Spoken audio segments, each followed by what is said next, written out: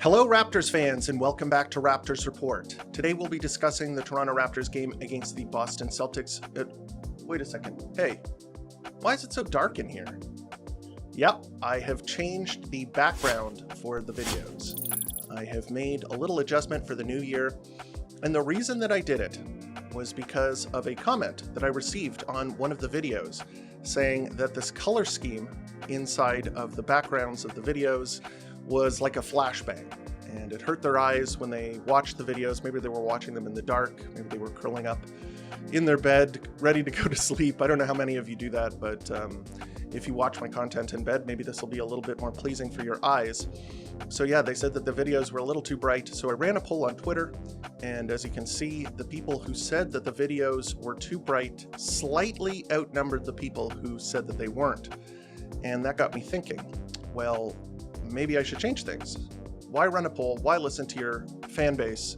Why listen to the people who enjoy your videos if you're not going to take their criticisms and their suggestions into consideration? And so what I did is, instead of just simply changing the color scheme, changing the colorway a little bit, I decided to do more of a substantial redesign, and this is kind of what it looks like. I tried to go with the sort of futuristic look that I think looks pretty cool, using similar color scheme to what I have been using for my logo and whatnot. So why don't you let me know whether you guys like this new look, whether you think it looks cheesy, whether maybe there's some other improvements that I can make. I think it looks pretty cool, but please let me know. We have some things to talk about. Yep, there are some big issues with the Toronto Raptors. The Toronto Raptors played the Boston Celtics last night, and they had the worst performance in franchise history. They had the largest margin of defeat ever for the Toronto Raptors, with a negative 54-point differential. So very, very, very poor game. But I want to put things into perspective here. I'm starting to sound a little like Baghdad Bob, telling you things aren't so bad, things aren't so bad. Raptors have just had their worst, not only their worst game in franchise history, their worst 3-game stretch in franchise history.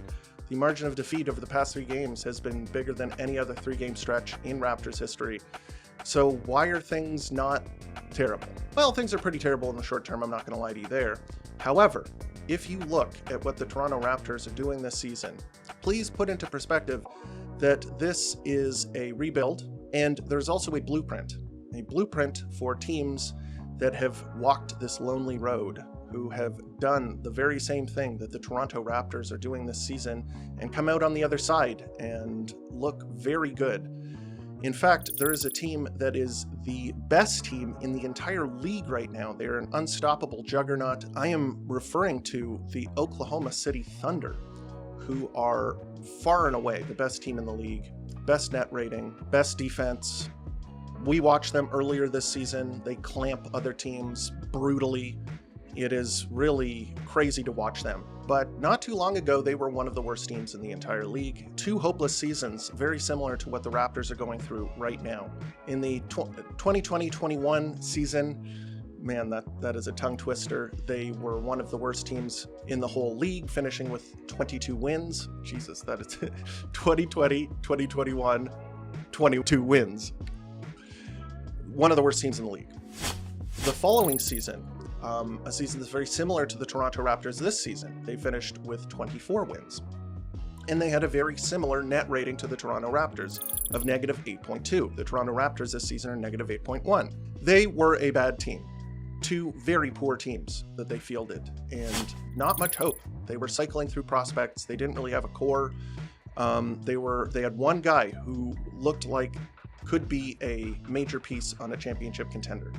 Maybe 2 guys, because Lou Dort was on those teams as well, and he's obviously a very big part of their identity and their culture and why they're winning games, so don't want to discount him. Both of them Canadian, by the way.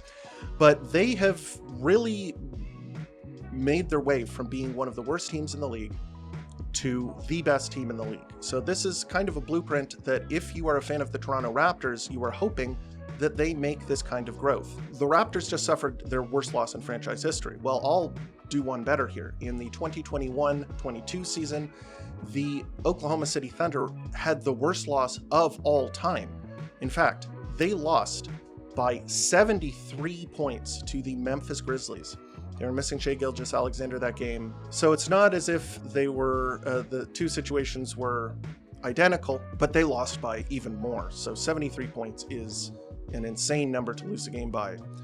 And they finished with 24 wins on that season. The Toronto Raptors look like they're on a similar trajectory, at least in the short term, to that 2021-22 Oklahoma City Thunder team. It doesn't look as if they're going to be winning more than 24 games. I would be surprised if they got even close to 30 this season. It's just looking like that. I know that the Toronto Raptors schedule is unbalanced and that at the end of the season it gets a lot easier, but the way that they're losing these games it's not looking very pretty. So I think instead of looking at the short term and saying, woe is me, the Raptors are in a hole that they'll never climb out of, I think it's important to understand the context of what the Raptors are doing. I don't think that it was ever the plan really to win a ton of games this season. You heard it at the beginning of the season. You heard it at the Media Day conference when they interviewed the front office. They said, what are your thoughts on this season? They said, well, we're rebuilding. And what does rebuilding usually mean? It means not prioritizing wins is one nice way of putting it. Maybe a better way of putting it is losing games. And that is kind of what the Raptors are doing right now. In the 2021-22 season, which I said is comparable to what the Raptors are doing this season, they walked away with a pretty good prize at the end of it. Chet Holmgren is injured right now, but if you've ever watched him play the game, he is certainly an impact player. He is one of the best defenders at his position, the kind of power forward role. He's a good shooter. He can stretch the floor out. He's very agile, quick on his feet, great shot blocker, can grab rebounds as well, even with his thin frame. He's looking like a player that's going to be big for them in the future. They also picked up Jalen Williams while they were bad, and they were able to kick the tires on a ton of younger prospects. And while some of them didn't pan out, like Alexei Pokusevski, who played big minutes for them all through their rebuild, in fact, he was probably their tank commander. He helped them lose a lot of games. What they were able to do was separate the wheat from the chaff. Sometimes you don't know how good your youth is because you don't play them, because you want to play the players who help you win minutes, because you're trying to win games. And when the focus is not on winning games, you can really start to sift through talent and see which guys have the ability to play in the NBA. You can really evaluate them, give them time on rosters, and see if they have any juice worth squeezing. And that's kind of where the Raptors are right now, I think. They've had a lot of development time. They've given a lot of time to the younger players on the team. They're going to be able to see which of these guys are going to sink, which of these guys are going to float, and get a better picture of what they have moving forward, while at the same time positioning themselves in the draft. This year's draft is very good. It looks like the Toronto Raptors will be picking among a bumper crop of good players in those top 5 picks. So it should be interesting to see what they walk away with at the end of the season. And one of the things that I'm going to be talking about over the next couple of weeks, as the Toronto Raptors lose more games and that starts to crystallize and you're going to start looking at the draft a little bit more, I am going to start doing breakdowns of what I see from the top prospects, because there are a lot of very interesting prospects. I've already begun scouting some of these guys. I've been looking at the Cooper Flags, I've been looking at the Ace Baileys, the Dylan Harpers, the Egor Demons. I am interested in this year's draft, and I'm going to be letting you guys know what I think of these prospects. And I think that you should be excited about this year's draft coming up, but that's for a future episode. Unfortunately, I have to drag you back to reality. I have to bring you back and talk about the game that we just saw. And I think this is a good jumping off point. We're going to be talking about the player evaluations, and I'm going to keep it pretty brief because I don't think that there is a ton to talk about. They got beat down pretty hard. So I'm only going to devote like a couple of minutes to talking about some of the top players on the team, the players who played the most minutes, had the biggest impact, both positive and negative. We'll start with Scottie Barnes. He was the most impactful in both the negative and the positive. So he did some very good things and he did some very bad things. So Scottie Barnes was the leading scorer in the game with 16 points, albeit on 19 shots. He was 1 of 8 from 3. I was screaming at my television, screaming through Twitter and social media for him to stop shooting threes. He had 13 rebounds, 2 assists, 2 steals, a block, and 6 turnovers. So very uneven performance from him. There are 2 things here. The 3-point shooting, I've mentioned it in the past. I understand the thought process. As one of the lead ball handlers, you have to be able to shoot and you have to be able to create from the outside, and he was trying to do that. I think there are other ways to do that. I think that the way that he's been doing it effectively the past couple of games has been in the mid-post, where he drives in, gets into his post-up, and then shoots a turnaround jump shot. I think that's been very fruitful for him, and it was last night as well. Unfortunately, on the perimeter, when the Celtics are packing the paint and when they are all the way inside, he felt it necessary to shoot threes. And I think that lead guards in the NBA, one of the biggest things that you have to be able to do is shoot the ball. And I don't know if it's the injury, I don't know if it's just his form or what, but it's not looking good for him in that respect. 1 of 8 from 3 is terrible. He has been very poor, not only in the recent stretch, but now during the season. I think he had a nice stretch at the beginning of the season where he was hitting threes and punishing people for packing the paint, but he's not doing that anymore. The Celtics were daring anybody and everybody on the Raptors to shoot last night. And some of the passes that he was making to the perimeter were good ones. He was passing it to open shooters and they were missing shots. We'll discuss the guys who were doing that, missing the shots, that is. Next up, we'll go to the player that I think had the second best game. No surprise, this guy has been probably the second best player in these evaluations most nights. He's not usually the best player, but he's almost never the worst player. Usually one of the better players on the floor, Jakob Poeltl. 7 points on 3 of 4 shooting, 13 rebounds, 3 assists, 2 steals, 1 block, only 1 turnover. I think he had a very solid game. What he is, though, he is a traditional center who can score on the inside, grab rebounds, and help out and stop teams from scoring on the inside. When you're facing a team like the Boston Celtics, who are primarily a 3-point shooting team, who get probably the majority of the points from the 3-point line, your traditional center who is standing in the paint grabbing rebounds, you can still grab rebounds, that's very important, and he did. He grabbed 9 defensive rebounds, but the defense is not going to be as important. Your job is to defend the paint, and if they're shooting threes and making them, what can you do? I think that he had a pretty good game, all things considered. Like, he played his role pretty well. He didn't do anything wrong. It's just that the other players on the team maybe didn't do their role as well as he did his, and that is very important when you're playing a team like the Celtics. Next up, we'll talk Davion Mitchell. I thought Davion Mitchell had a pretty good game. He scored 9 points on 3 of 4 shooting. He was perfect from 3, 2 of 2, so he provided some spacing. 2 rebounds, 3 assists. Here's the big problem, though. 5 turnovers. Davion Mitchell can make simple passes. He's good at drive and kick when the player he's passing to is open. He can punish teams if they're not really taking his drive seriously. He can get into the paint and finish. The problem is that when he is one of your lead ball handlers, when he is one of the players that you're putting the ball into his hands to create, his pass accuracy is not very good. If you dial up the difficulty on any of the passes that he's making, so if you need to get it past a defender by passing it more quickly, if it's a longer pass where you have to hit somebody on the hands, you have to hit them in stride, lead the ball a little bit, any kind of degree of difficulty on a pass that you're adding to it, and that's when he starts to struggle. And when you are a lead ball handler in the NBA, you have to make those types of passes. You have to make this slightly more difficult pass, maybe not even slightly more, maybe you might have to make a very good pass in order to punish the defense. And the Celtics are a very good defensive team. You got to be able to make those passes if you have the ball in your hands, and they dared him to make those passes, and he was just not accurate enough. And I think that that's kind of who he is. I don't think that he's going to be able to do that. If he's one of your main ball handlers, you have to put him into a smaller role on offense in order for him to thrive. And when you have a lineup like you did last night, that's just not a possibility. He's going to have to take major reps, and we saw what happened. It was just, he's not a lead ball handler. Next up, Ochai Agbaji, probably one of his worst games of the season. He has entered a slump, probably at one of the worst times. I thought his defense was good. He was the primary cover on Jaylen Brown. Jaylen Brown did not have a very good night. He only scored 12 points on 13 shots. I think there were a couple of times that Ochai got overmatched in the post because Jaylen Brown is a bigger, more physical player and can kind of score through contact. But I think in terms of challenging shots, he was the primary guy on him, and he did a pretty good job. On offense, on the other hand, he was terrible. 2 points on 7 shots, very poor. He was 0 for 4 from 3. 3 rebounds, 1 assist, 3 turnovers, which is very uncharacteristic of him. When he does make a smart cut, you got to be able to catch the ball. And some of that was the passes, and some of them were too hot. I need to see more from him. If he's going to be one of the cutters on the team, I think he makes smart decisions off of the ball. I need to see him be able to pay off those passes. And also his 3-point shot, he's struggling from 3. Maybe he needs to go back to exclusively being a corner merchant, cut out the above the break threes. Might be needed. Jacoby Walter was another starter. I was excited to see him. I was hoping that he could recreate the 27-point performance that he had the other night. No such luck. 3 points on 10 shots.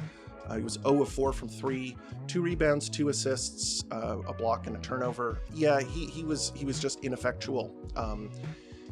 He is a perimeter player in the NBA, and though I've mentioned that I like the looks of his moves and the process looks good, I would like to see him be able to show that he is a good enough shooter. If you're a perimeter player in the NBA, you got to be able to make your shots. And right now, his shooting percentages are not looking very good. Hopefully, if the Raptors do decide to move on from the veterans, we're going to get to see more Jacoby Walter. Maybe we're going to be able to see him play through his problems and develop confidence and start being able to hit those shots. Because right now, yeah, not looking too hot. I hope that he's able to start putting it together. Off of the bench, the usual culprits, Kelly Olynyk, Chris Boucher, not very good nights from either of them on either side of the ball. Kelly Olynyk went 50% from 3, so hopefully, again, there are some general managers who are looking exclusively at 3-point percentage because his 3-point percentage is very good. Only 5 points, 1 rebound in only 10 minutes, albeit Chris Boucher, 7 points on 2 of 7 shooting, 2 rebounds. Just, they didn't really do very much.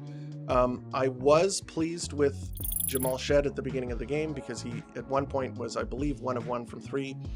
Unfortunately, the rest of the evening was not so hot on the offensive end or on the defensive end. He was also guarding Peyton Pritchard, who went crazy from 3. He ended up with 5 points on 2 of 10 shooting. Bruce Brown, I am kind of liking what I'm seeing, although he didn't have a very good statistical night, 6 points on 7 shots. I think his defense looks pretty good. I think that he's looking fluid up and down the court. His floater is still, I don't even know really why he uses it. Last season it was bad. This season it hasn't been very good. He did hit a 3. I think that his shot looks pretty good. I think that can be a way that he can contribute. His layups are okay. Just the floater. Just when he gets into that mid-range and tries to float it up and in, it just never seems to go in. Jamison Battle, I didn't even mention him last game. He had 9 points. He really struggled at the beginning of the game, and then when extended garbage time happened, he started to make threes. He was 3 of 6 from 3. He had 9 points on 8 shots. He did his thing.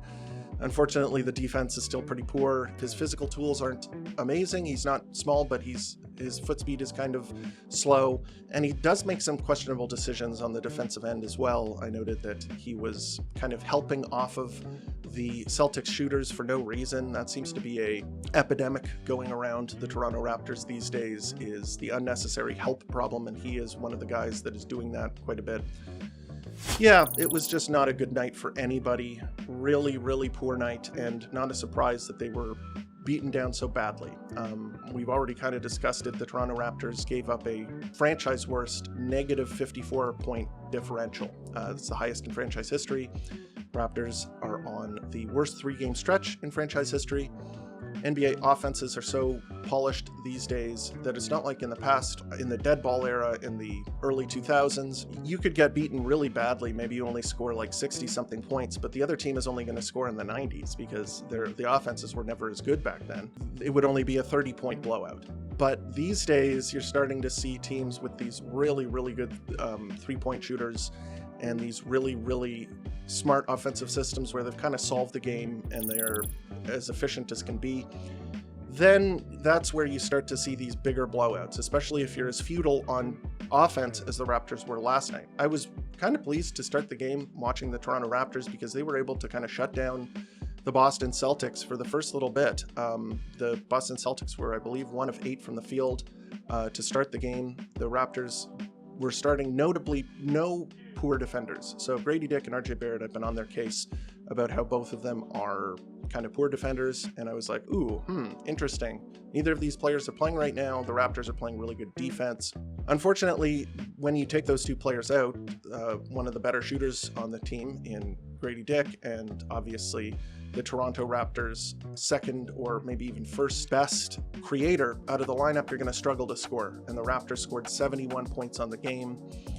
Missing those 2 guys, obviously they give up something on the defensive end, but when your team is being sort of led by the likes of Davion Mitchell and a rookie Jacoby Walter and a guy who is not really a creator in Ochai Agbaji against one of the best defensive teams in the league in the Boston Celtics, you're not going to be able to score. You're just really not going to be able to score. And that was the case last night. It was just a brutal game from start to finish. and the Raptors walked away with their worst loss of all time. Yeah, the Raptors, that they've been around long enough that having the worst loss in franchise history is a notable thing. And the Raptors are definitely in a hole right now. And hopefully the beginning of the episode was able to give you a bit of context on why that's not necessarily a permanent thing. This might be the ripping off the Band-Aid stage of the rebuild, where things feel the worst, but are maybe not necessarily a sign of things to come. So next up, the Toronto Raptors have probably one of their most winnable games in the near future against the Brooklyn Nets. They play them tonight at 7:30, and we'll be able to see if those guys are able to bounce back and show some spirit. Because right now, the problem with the team is that they look like they're expecting to lose. It doesn't matter if you are going out on a date, or you're going in for a job interview, or you're trying to win a basketball game. If you go in with a negative mindset, thinking that you're not going to win, you're not going to get a second date, you're not going to get the job, if you walk in there with that mindset, you're probably going to be right. You're probably not going to walk away with the outcome that you want. So the Raptors look like that's where they are right now. And hopefully, if they see the Brooklyn Nets for what they are, the Brooklyn Nets just traded away two of their best veterans, two rotation players that were helping them drive wins. And the Raptors are playing at home. And they should have some good rest, especially if RJ and Grady Dick are back in the lineup. It's not like a traditional back-to-back because the bench played so many minutes last night because of garbage time. Maybe they'll be warmed up. Maybe last night was a warm-up and they'll be able to win this game. I don't know if they're favored right now. I don't know what Vegas says, but maybe they can actually get one here and reverse the tide, put a cap on this losing streak. I don't want them to look like their dog just died. I don't want them to give up on basketball and become monks. I want them to be able to hold out hope that the future is bright and that they will get there. Moving into the new year, we all need that little hope. We need that spark that allows us to shed our past selves and become better versions of ourselves in the future. What do you think about my prognostications for the Toronto Raptors? Do you think the Oklahoma City Thunder are a good blueprint? Do you see the Raptors following in their footsteps, or is it all hopeless? Oh, is it all over, guys? Is it all done? Should we just wrap the franchise up, move it to the United States? Let me know here in the comments, and also on Twitter and Blue Sky, where you can reach me at Raps Report. We are really the best fan base in the NBA, and if you're watching this video, if you watch the games, even if you don't, really pulling for you guys, because this is a tough time for Toronto Raptors fans, but we'll get through it, I promise. And if you enjoyed the video, leave a thumbs up. Subscribe if you enjoyed the content, if you haven't already. And as always, thanks for tuning in to Raptors Report, your source for in-depth Raptors content.